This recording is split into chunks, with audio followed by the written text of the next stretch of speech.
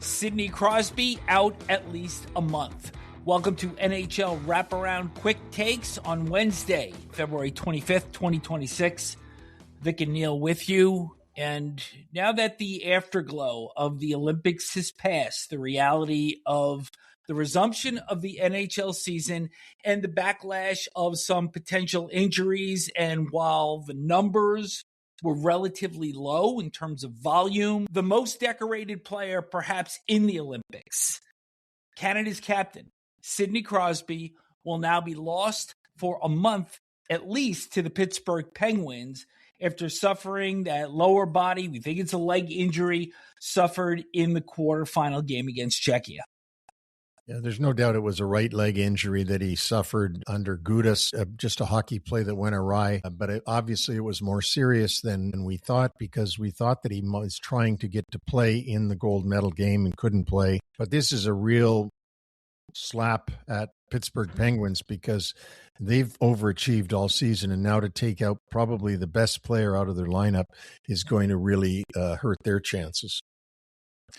The Penguins exit the break and resume the season on Thursday, but they still have a 5-point lead over Columbus and Washington. The Penguins with 70 points, the Blue Jackets and the Capitals with 65. So they occupy spots 3 and 4 in the wild card race. And I think for the Penguins, who do get Chris Letang back off IR, and perhaps there's some adrenaline coming out of the break and the reaction of Crosby's injury, that maybe they're able to continue their strong play. Dan Muse will certainly be put to the test here with his club. But at some point, you lose a player of this stature for that long, you tend to fall off a little bit. And by the time Crosby gets back, if indeed it is 4 weeks, the Penguins will have only 10 or 11 games left in the regular season. We don't know whether they will play better because of the players trying to overachieve to make up for the captain being out of the lineup, or will they right away not be able to withstand the loss of a guy who kills penalties, plays a power play, and plays 5-on-5 and takes up a lot of minutes, and also is a threat every night to the opposition. So it sounds right away like it would be a big minus for the Penguins, but sometimes these big minuses cause an adrenaline rush for the rest of the team, and they were able to get through the period of not having the great player. And the truth is, if they can play relatively well for the first couple of weeks, that may be sustainable enough for them to ride through the rest of the injury, get Crosby back, and then, for their sake, hopefully clinch a playoff spot. Yeah, and I got to say, I think that their play to the season thus far, and certainly their new coach deserves a yeoman's amount of credit for it, their play has shown no signs that if they miss one player, they'll fall out of it. Their play has been very good. Penguins also made a trade with the Colorado Avalanche. They acquired defenseman Sam Girard and a second-round pick in 2028 in exchange for Brett Kulak, who was acquired as part of the Stu Skinner deal earlier in the season. This is a trade that I think for the Penguins gives them a little bit more mobility on the back line.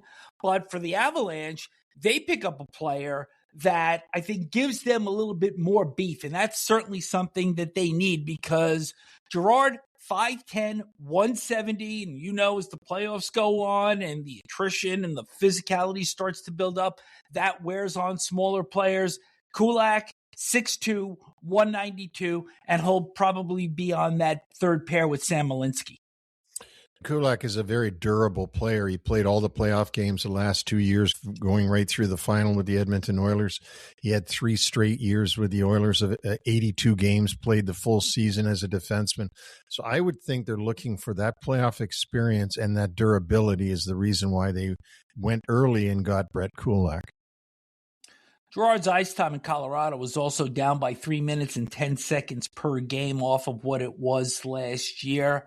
And the Avs also shed some salary, because Girard, $5 million, and his contract extends through the end of next season. Kulak, an unrestricted free agent this July 1st, only making $2.75. I'm sure that Colorado wasn't worried as much about the salary, and I'm sure that Pittsburgh wanted to avoid having to re-sign Kulak or maybe losing him for nothing. So now Colorado takes on that burden. I did that when our team was up at the top and you're trying to trade to win the cup. You can't be worried about a guy's contract if it runs out or not, and whether you're going to move to get him or not. Back in our day, Glenn Anderson had no contract the next season, and I still traded Mike Gartner for him. When you've got that window open to perhaps win the cup, and Colorado's window is wide open, you've got to do everything you can to try to help get you through the window. Other news, John Cooper will not be behind the Tampa Bay Lightning bench on Wednesday against Toronto and then Thursday at Carolina due to the passing of his father. Also, for many years, people that have listened to Sirius XM satellite radio and NHL Network Radio have been entertained by the voice of Jim Boomer Gordon, who was the host of The Point. Boomer was with the channel for 20 years, almost from its inception. He hosted with Jake Hahn for the last 10 years and had been fighting a very courageous battle with cancer for the last 3.5 years. On Monday, Boomer passed away, and I had the opportunity to speak with him several times over the last couple of years. He had a wonderful deadpan style about him. He had phenomenal anecdotes, knew the game inside out, wasn't afraid to speak his mind. And some of the descriptors that he used to use for players, for teams, for things going on in the league in general were just off the charts. And I know that the station today, NHL Network Radio, is giving him a lot of tributes and certainly well-deserved. He was a great personality for them. He was, and he was a great guy. I worked at Sirius XM in Toronto and did some NHL Network with them. Jim was a wonderful guy, and he'll be missed by everybody in the hockey community. Also somebody that you're very close to fighting a battle of their own. Yeah, Ron Duguay has let it be known that he has stage 4 colon cancer, and a really tough break for a young guy, only 68 years of age. Always kept himself in remarkable shape. I know this because I played hockey with him in the summers for many years, and we got to wish Ron all the best in his fight. And I texted with him today. He said he's got this and that he will beat it. So hopefully he's able to overcome it and be one of the very few that can get by stage 4 cancer. We certainly wish him all the best. That wraps up Quick Takes. We'll speak to you next time.